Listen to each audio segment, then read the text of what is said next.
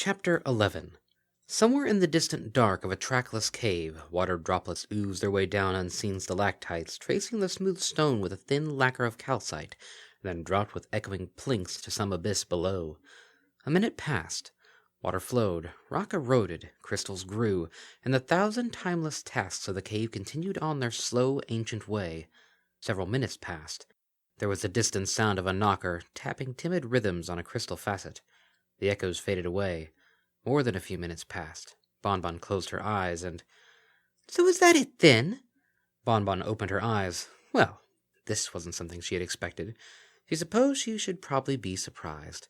Somehow, though, she wasn't. She wasn't surprised at all. Speaking into the dark, she said, "What are you doing here, Aldrovandra?" The nearby voice chuckled. "Following you. What else?" "Why? You hate me." "What can I say? As I once noted, you have a very winning personality, and I find myself drawn to it like a moth to a flame. I seem to have spent all my life chasing after you now, and I suppose that must have just become a habit." Right, of course. Well, that was it. The cosmos definitely hated her. Every last hope for her or for Lyra being ground out of existence, she might have been willing to put down to cruel chance. But this last insult, heaped daintily atop all other injuries like a cherry atop a mountain of ice cream, this had to be deliberate. "You followed Chrysalis down, I suppose?" She wasn't particularly interested in the answer, but hey, it wasn't like she was doing anything else. Might as well make conversation. Why not? "Queen Cheeselegs? No, no, no, no! I grace these delightfully damp caves solely due to my own efforts." There was a sound not unlike a large basket filled with wind chimes and maracas being vigorously shaken, which Bonbon took to mean that the detritus-festooned Kelpie had lowered herself to a sitting position. There was a brief burst of odor like the smell of decaying fish, which faded quickly. "Well worth it, in the end." Bonbon sighed. "You're the reason she dragged Lyra down here, though, right? You went to the Queen and told her everything?" Aldrovandra's voice took on a wheedling, plaintive tone. "Oh, come now, Mindax. Must you insist on casting the worst possible light on things? I assure you I can explain everything. You see, I decided that I'd rather salvage my own standing in the court than help you, so I went ahead and betrayed you to Queen Chrysalis." She paused and considered. "You know, that phrase, 'I can explain everything,' is really not all that it's cracked up to be. That didn't help my case at all. Oh, and I told her that you murdered me as well. I hope you don't mind." The changeling blinked. She wouldn't have believed it, but apparently the bizarre, twisted creature was capable of being outrageous enough to surprise her, even now. "You're probably going to have to run that by me again." "Well, while I of course give no credence to your heathenly maunderings, I do have to acknowledge that at this point I don't quite look as a Kelpie ought to look.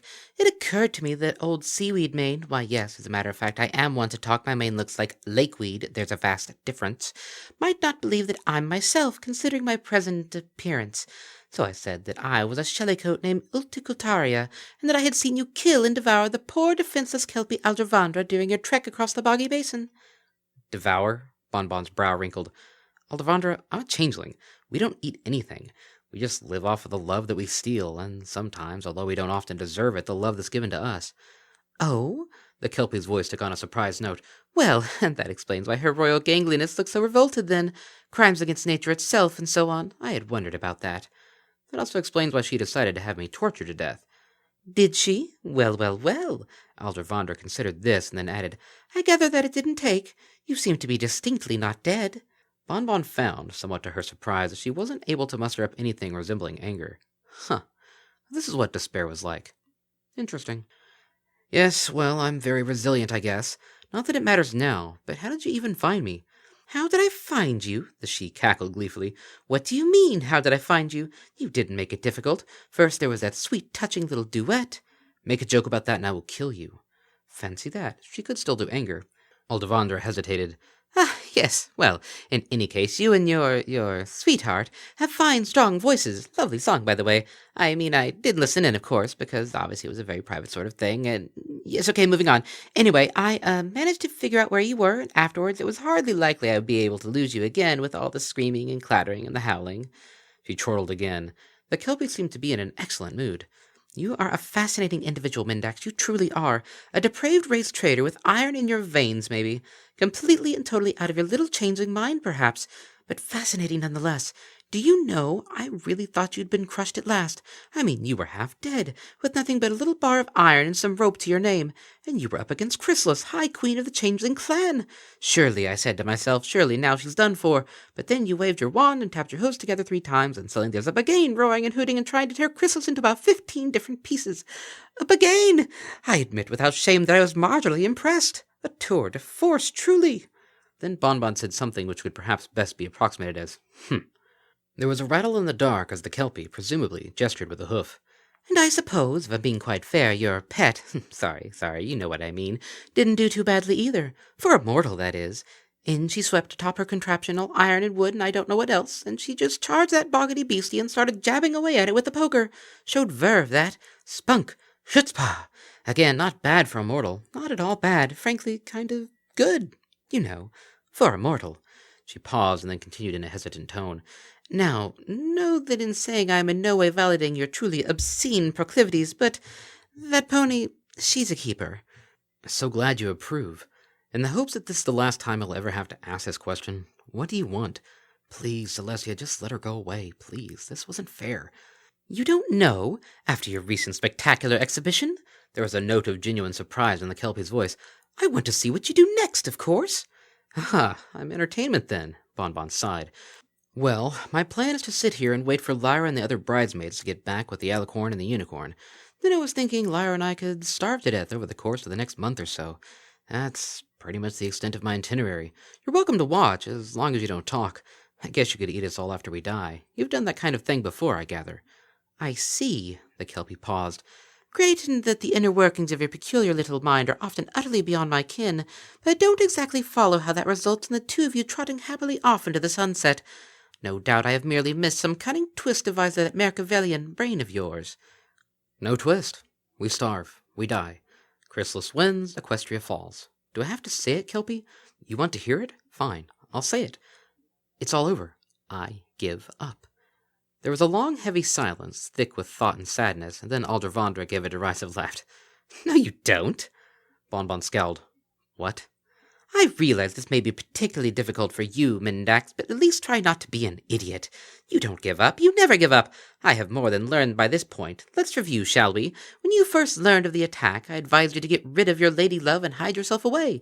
You ignored me. She was taken a hostage, and I was left in her place. You decided to steal her back. I stole your saddlebag. You carried on preparations without it. I got you kicked out of the train, miles and miles from the Canterhorn. You set out on hoof. I stole your bindle. You marched off nonetheless, and it took me hours before I found you again. You arrived at the foot of the Canterhorn with no way in, and a smelted god popped up like a squirrel out of a hole and laid out the red carpet for you. Chrysalis tried to kill you, and you sicked a Bagain on her. You just never stop. Bonbon raised her head. This was almost like encouragement. From Aldrovandra. What? There was a clinking and chattering as the Kelpie rose to her hooves. I refuse to accept that where I fail to stop you, something else will succeed. Mark me, Mendax, I take the mere suggestion as a personal insult. You're the first Seelie she to have lived since Danu knows how many thousands of years ago. Give up? You? Ha! Ah, said Bonbon. Her brain and her mouth had apparently had some sort of falling out and weren't talking to one another. She tried again. Aldrovandra, did you just give me a pep talk? The Kelpie sniffed. Epona forfend. I was merely pointing out a few simple home truths that you apparently are too obtuse to see for yourself. She paused. You're welcome. Thanks, said Bonbon automatically. Aldrovandra snickered, but the changeling didn't correct herself. She was thinking. Some minutes passed, surprisingly in silence. Aldrovandra waited in the dark, showing uncharacteristic patience while Bonbon pondered. At length she rose to her hooves. You called me Seelie just now. Oh, please don't pretend to be offended. I know perfectly well you don't have any racial pride to wound.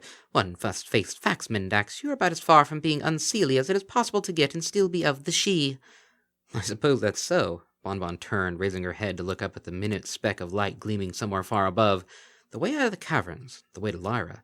Her eyes had adapted to the dark at this point, and she could just make out the light-rimmed silhouette of Aldrovandra, her head cocked as if awaiting the answer to a question.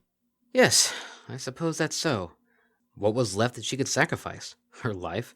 Much good that would do. What did she have left to dare? She'd already risked everything, yet here she was. What could she do? She needed strength that she couldn't spare, and time that she didn't have.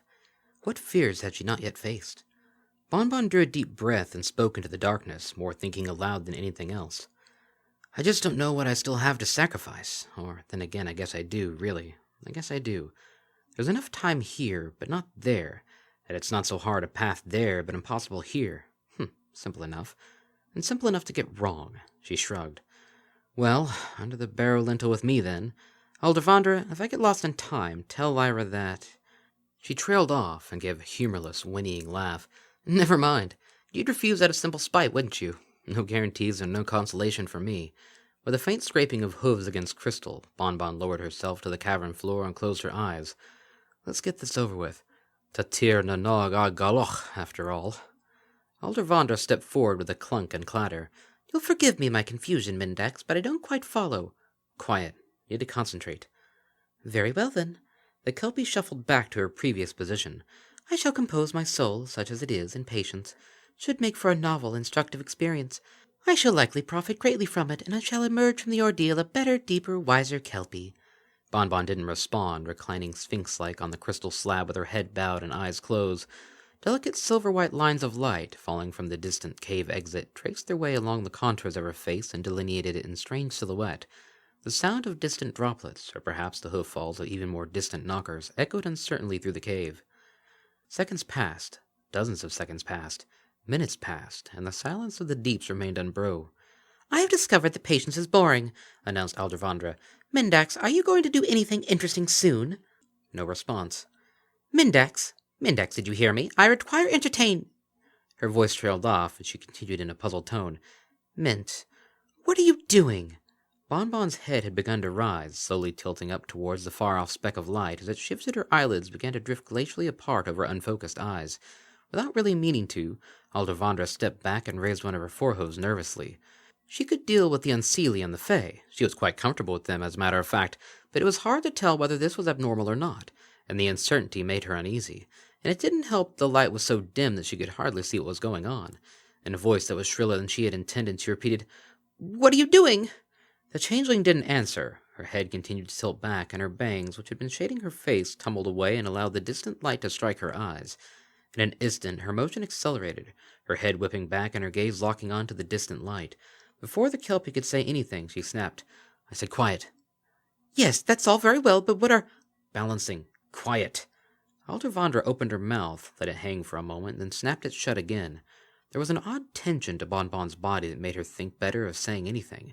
A sense of tautness, as if this little changeling were being stretched or strained along some dimension not normally accessible to either she or ponies.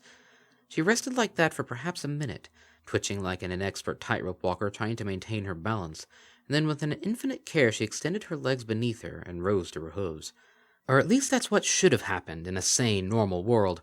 Rather than rising up from her position on the cave floor, though, as Bonbon extended her legs, they sank down into the crystal sheet beneath her, sliding smoothly into the solid rock as if it hadn't been there at all. She looked almost as if she were standing hock-deep in shallow water. There was a long, lingering moment of silence, and then Bonbon raised one of her forehooves. She stepped forward, and started walking. Aldrovandra followed, eyes wide as lily pads and mouth hanging agape. The changeling was moving like the distorted refraction of a fish on the surface of a disturbed pool, flicking and sliding from one place to another as she climbed invisible hills and scrambling down slopes that didn't seem to exist. She would dip below the rock's surface at times, vanishing from sight entirely, only to emerge in midair out of the face of a precipice, at which point she continued walking unperturbed up through the still damp air, her gaze constantly fixed on that faint gleam far above. Aldrovandra had almost lost her at certain points, and if the Kelpie hadn't transformed back into her brawny, muscular Pegasus shape and taken flight, she would have been left far behind. There were, indeed, a few points where she thought she had lost the trail, and a few other points where she merely brained herself on stalactites or hanging limestone draperies. But overall, she managed to keep up reasonably well, flapping and fluttering along after the changeling. All the while, Bonbon strode smoothly and purposely ahead, a mote of determination rising impossibly up through stone, air, and darkness towards the daylight. Chasms yawned, black and bottomless, and Bonbon walked above them. A furious Buggane lumbered through the depths, fresh scars burning on its snout and stomach, but Bonbon was beyond its reach. Poisonous pools, unstable slopes, an obnoxious Kelpie, treacherous mine infrastructure. They might as well have not been there at all. With the grace of a heron stalking across a mist-covered lake, she walked above and beyond everything that should have hindered her, the light of day shining in her blue pony eyes and gleaming in the curls of her conservative humdrum pony mane. It was not long at all before she had drawn level with an ancient flowstone platform not more than 50 meters from the source of the daylight, the smooth, glistening rock spreading out at the edges in great brittle sheets that traced the high water mark of some long-dried subterranean lake. Like a goat descending a mountain face, Bonbon inched and sidled her way down to the middle of the rock surface. She paused above it, hovering for some moments, and then with no warning the spell was broken and she fell forward with an undignified thump onto the stone ledge. Aldrovandra flailed down out of the air beside her, making inarticulate spluttering noises and demanding something. Bonbon wasn't really paying attention. The Kelpie wanted explanations, probably, and apologies for some imagined slight, maybe, but Bonbon, who was currently lying face down on the cold rock, did not bother to respond. She felt she needed a little quiet, real time before Act 2 began, and although it wasn't exactly pleasant, she could think of a few realer feelings than the sensation of cold, wet, hard rock pressing onto one's face. The discomfort was soothing. There was absolutely nothing fey about it, and that was worth an awful lot to her at the moment. Even if she had not had further feats to perform, though, Bonbon would not have been able to rest for long.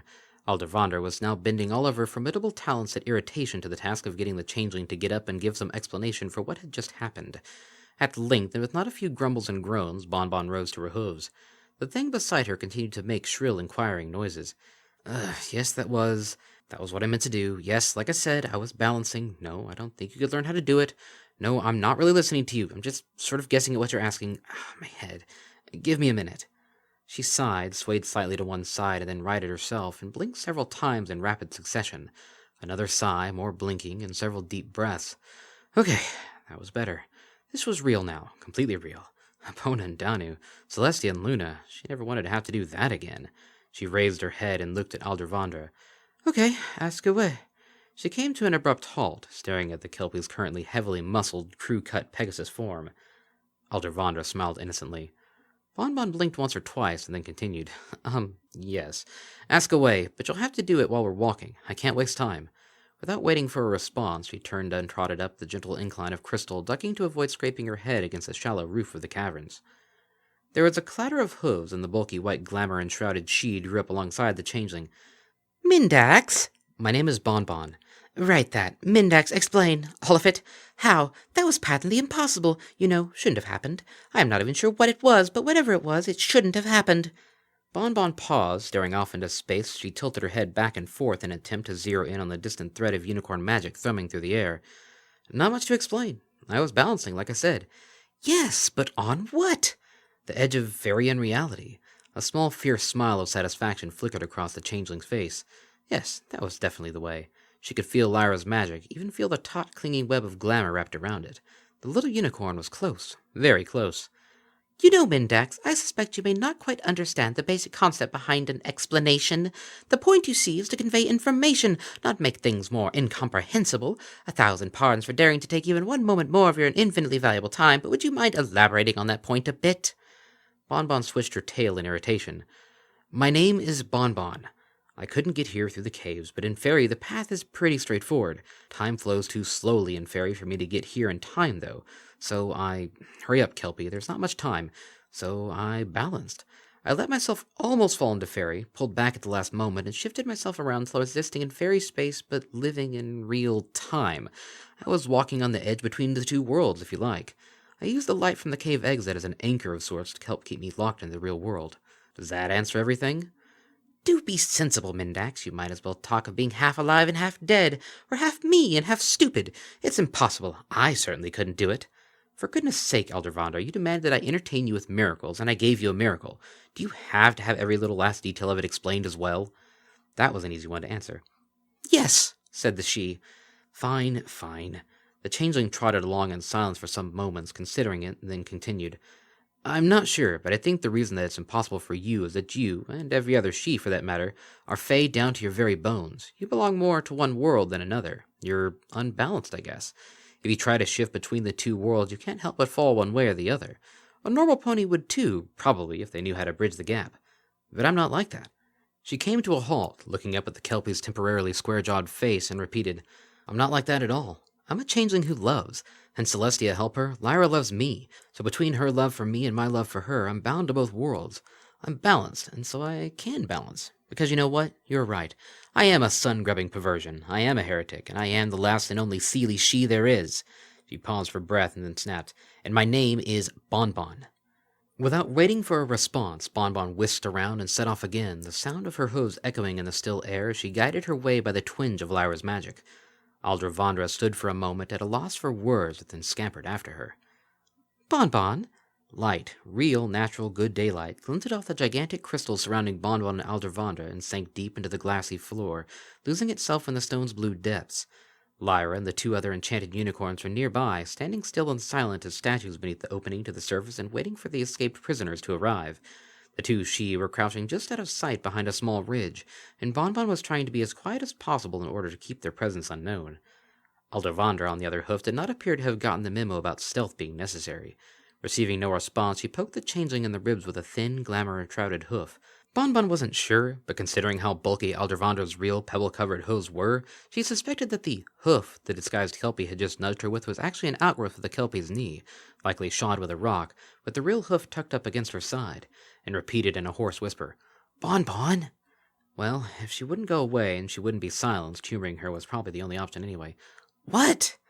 The Kelpie gestured in the general direction of the beguiled unicorns, hidden from view beyond the stone ridge.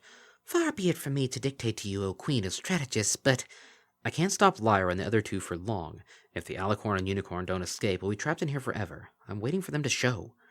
Ah! The Kelpie, apparently nonplussed by Bonbon's abruptness, lapsed into a silence that lasted all of 4 seconds. Then something seemed to occur to her, and she nudged the changeling in the side again. Bonbon? Bonbon gritted her teeth and hissed, What? I'm bored. Sun and Moon. How can you possibly be bored? You're an ambush predator. The vast majority of your life is spent sitting around and waiting for things to happen. I never claimed to be a good ambush predator. Aldrovandra raised her current hippopotamus-like head and sniffed. At any rate, there are things to do in a swamp. Oozy things to step on, rotting things to eat, hopping things to squish. Just be quiet and wait. Bonbon started to turn away from the Kelpie, stopped and then sighed and massaged her forehead. Okay, I wasn't going to ask, but I can't help it. She gestured vaguely in the Kelpie's direction. Why in the name of sanity are you in that ridiculous shape? Aldrovandra preened. Do you like it? I'm thinking of calling this persona either Rambo Stud Chunks or Beefy McMacho. Oh, or maybe Snowflake. I needed something to cover up all the junk that is very temporarily encumbering me, so I went with this. I would have gone with fat instead of muscle, but that's just depressing, not funny. This, though, is hilarious. She gave a self-satisfied smirk. You know, looking like this gives me the honest urge to attend pony sporting events and be absurdly overenthusiastic. I bet they wouldn't even realize I'm poking fun at them. The only real problem is my eyes. They're hardly standard issue, you know. I've heard some ponies make their little glass lenses you can put in your eyes to improve vision. They aren't really comfortable and you can't wear them for more than a few hours, but I guess you could use that to make your eyes look more like a pony's eyes. Bonbon blinked.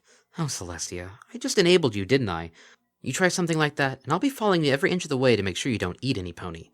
Beefy McMacho, or possibly Snowflake, bent down in a mocking bow. I shall look forward to your company.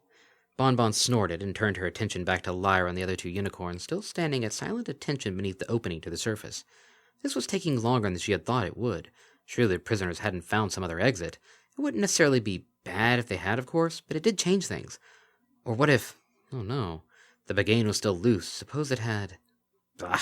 This was hunting trouble. No matter what had or hadn't happened to the escaped alicorn and unicorn, there was nothing she could possibly do about it, and Rambo Stud Chunk certainly couldn't be trusted to go check. No, all there was to do was to wait. Wait and hope. Bonbon?